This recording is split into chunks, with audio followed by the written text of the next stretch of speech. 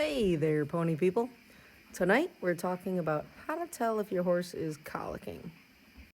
Let's say your horse isn't eating hay or grain. This is the first sign of colic. Clearly, Major is not colicking.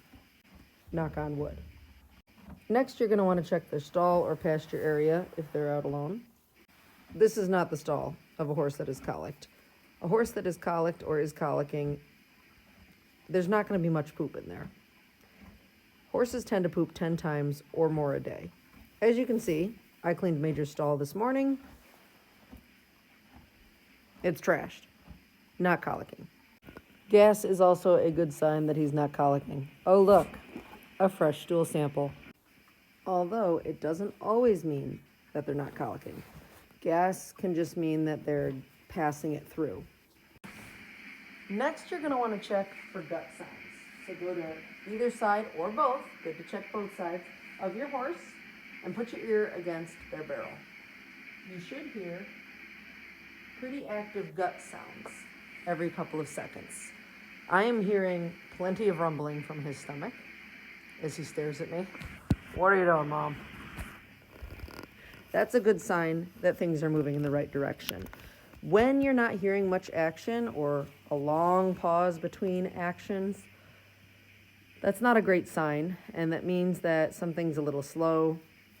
And the last sign would be if your horse is down and looking at their stomach specifically or trying to roll. Specifically, the looking at their stomach and looking distressed is a good sign that they are indeed colicking. Does my horse have an appetite? No. Is there a lot of poop around? Has he been pooping or passing gas? No. Are there gut sounds? Very little to none. Lethargic? Call your vet. It's better to call and not need than to need and not call.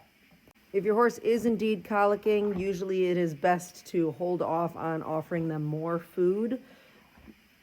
A lot of times a vet will recommend that you make sure that your horse is walking until they get there to help pass if it is a gas colic. And sometimes walking or light lunging can help them move along the stool that might be, or the gas that might be backed up. And once they start passing gas and passing stool, usually you're starting to come out of the woods. To keep this product called Forerunner, which you can get online in my barn at all times. It is basically mineral oil that will help them pass along gas and stool quicker. I like to administer 20 cc's at one time and then wait a half an hour, and if nothing comes of it after walking around, another 20 cc's. This helps to get things moving in the right direction until the vet can get there. Most of the time you're dealing with a gas colic, and the vet is likely to prescribe a Banamine paste for inflammation and pain and tell you to keep them walking for a little bit or just check in on them every half an hour for a couple hours. And when things seem more normal again, maybe pooping, gut sounds, you can start giving them their hay and grain again. When it comes to compaction and or a twist, that is where things get a little bit more hairy, and you want to discuss this farther with your vet with your options. That's all for today, folks. And remember, poop never killed anyone. Get it? Because we're talking about colic. I'm going to go now. I'll let myself out.